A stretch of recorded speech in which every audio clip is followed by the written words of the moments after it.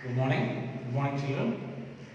Uh, we have been discussing about uniform circular motion in my last session, in my last video. So we will continue from that. I'll just revise a bit about uniform circular motion and come to the last topic of this chapter and as well as this unit. So uniform circular motion, we discussed that if a body is moving with constant speed along a circular path, then we say such motion as uniform circular motion. Why we are calling it as uniform circular motion? Because it is moving with constant speed along the circumference of the circle or along a circular path. So we call it as uniform circular motion. So does it mean that the velocity won't change? No, only the speed is constant, but the direction will be changing at every point of the circular path. So when we say that the direction is changing, then obviously what should change? The velocity should change.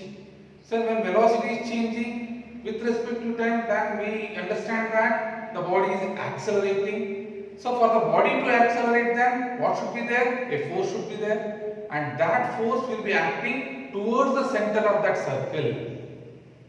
Okay, that force we call it as centripetal force. And we learned three directions in this uniform circular motion, three different directions we need to understand in this uniform circular motion.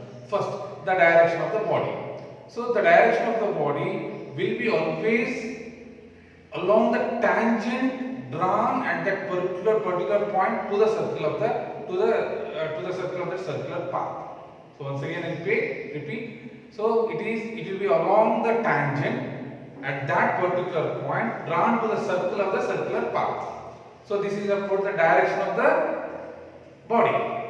Then what will be the direction of the force then? The direction of the force will always be towards the center along the radius. Therefore we call it as radial force. We also call it as centripetal force and we also call it as radial force. The last one. What about the acceleration then? Obviously the acceleration should also be towards the center along the radius. So these are the three different directions we will be learning in uniform circular motion. Apart from that, I told you one more point there, that the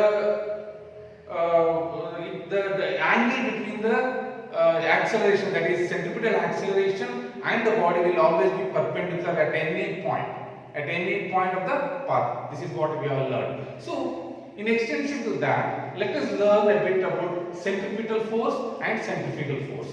So yesterday I was making it very clear that centripetal force and centrifugal force are not action and reaction pairs. Why I told you that they are not action and reaction pairs? That they are acting on the same body. Remember, action and reaction pairs will always be acting on different bodies.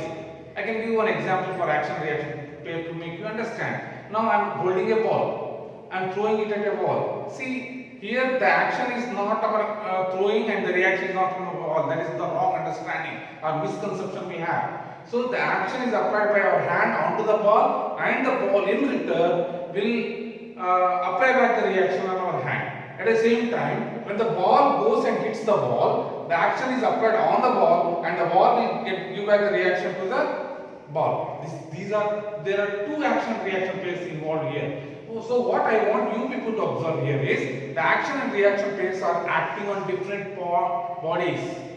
So here in this case, the action and reaction are the centripetal force and as well as the centrifugal force, that assumed centrifugal force, or I call it a pseudo force or fictitious force. I am calling all these names for centrifugal force because centrifugal force is not a real force. So centripetal force and centrifugal force is assumed to act on the same body. Therefore, we can't call them as action and reaction pairs. We need to understand a bit about centrifugal force. So I have drawn two pictures here. I will explain using these two pictures what are centripetal force and what are centrifugal forces. Okay, now let us come to the first picture A. So this thick line what I have drawn is the merry-go-round, and what I have done, I have fixed a ball. I have fixed a ball or a bob-like thing to the thread to the center. So when it is stationary, the thread is loose and the ball is also stationary. I have taken two persons here. One A who is standing on the merry-go-round. One I have A who is standing on the merry-go-round, and one more person I have M here. Okay, so when I make this merry-go-round to go around, so what will happen? This thread will acquire the tension. Tension means this thread will become very tight, and the ball will start moving in the circular path, or will be moving along the circular path. And this tight or this tensional force which will be acting towards the center is called as centripetal force. So I hope you understood centripetal force here. Okay, so what is centripetal force?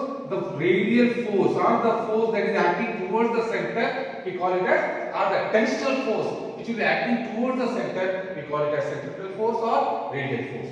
So this is clear. Now let us see from the different perspectives what will happen, how the person will observe.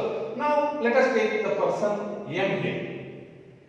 So as it is moving along the circular path, he sees that the path of the body is always to the tangent drawn to this circle or circular path for person M. Now let us come to person A, which is very important here. Now for person A, the ball or the bob will always be stationary because even he is moving along with the ball. Please try to note here, the person A is in position A dash here along with the ball. So how the ball will seem to the person? The ball will be stationary. So how, when the centripetal or when the tensional force is acting on the body, how the ball can be stationary?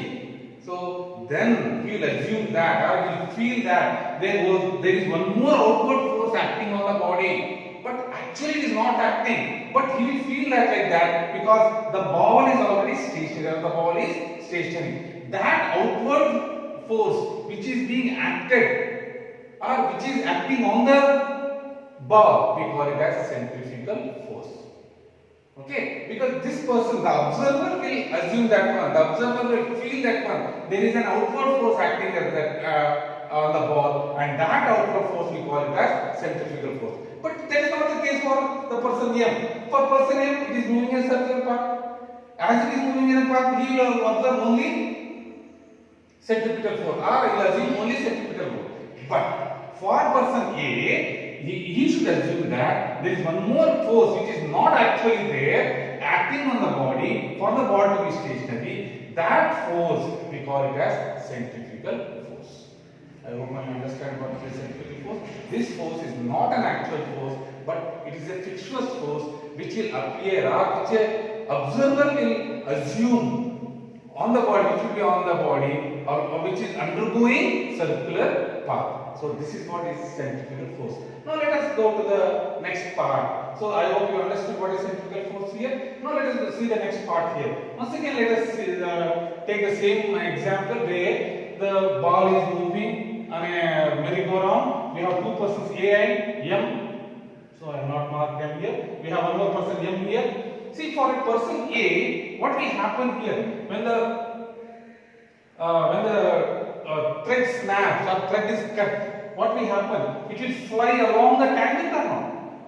It will fly along the tangent. But for person A, okay, I mark person M also for your understanding. So I have one more person here, M. So for person M, what it will be? It will be flying along the tangent. For person A, what it will be? It will be, once again, it will be stationary only. It will be, see, he will be moving along with the ball there. Therefore, once again, it will be stationary. So for this person A, what force is acting? Which force is acting? Because it is moving, right? It is moving. Which force is acting? Only the centrifugal or outward pull is acting. So this is what we call it as centrifugal force. But centrifugal force, the 2 points what you should remember here is centripetal force is a real force which will be acting towards the center along the radius. This we have discussed many times. But what is centrifugal force? Centrifugal force is a fictitious or pseudo force which does not exist, which will come into existence by the or assumed by the observer when he is observing from the accelerated frame of reference, where the body he feels it is stationary, but it is not actually stationary. So that is what is centrifugal force. But one I already informed you. Once again, I am reminding you that centripetal forces and centrifugal forces are not action and reaction based, because they are acting on the same body. So centrifugal forces, we can observe, we can see many forces. For example, you are grinding milk, not grinding milk, you are stirring milk with a lot of force. So you will observe that the cream will be collected in the middle. That is because that centrifugal force will throw the heavy particles outside. So the cream particles will be collected in the center. So we can give many examples. Like as for centrifugal force, we can give many examples. Say an electron is moving around a nucleus. Okay, so electron is negatively charged while the nucleus is positively charged. So there is an electrostatic force, and that electrostatic force between the nucleus and the electron will provide the necessary centrifugal force. Likewise, Earth is moving around the sun. So you have gravitational force between sun and Earth, and this gravitational force will provide the necessary centrifugal force for the body to go along the circular path. So these are the examples I can give you for centripetal and centrifugal forces. So this concludes the chapter, that is force. We had 3 units. The first unit we studied about moment of force, couple, moment of couple. We studied in first unit. Second unit we studied about center of gravity. The third unit we studied about uniform circular motion. So if you have any doubts regarding this chapter, please do post in the group. So please post those doubts in the group. It is open to all the students. Don't post unnecessary things. We have many other platforms to post unnecessary things. This platform is only for academics. So please post your doubts. I will clear them, and I want you to read whatever pages I am posting daily. I am posting the text pages for those who don't have textbooks, physics textbooks. I am forwarding that text pages. Please do read that one. So if you have any doubts, please ask me. Please send that message. I'll once again put it back in the same group itself. I'll answer it in the same group itself so that everybody will understand.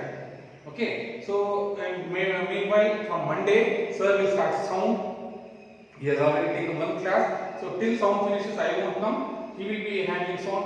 Once sound finishes, I go to the second chapter. So meanwhile, we will be posting an assignment by tomorrow, or at the most by Monday we will be posting it. So I want all the students to write that assignment from the textbook or from the text pages what I have sent, and show it in the group or post it to me or Lingaraj sir. So anything is there, any doubts you have, you can post it personally or in the group, no problem.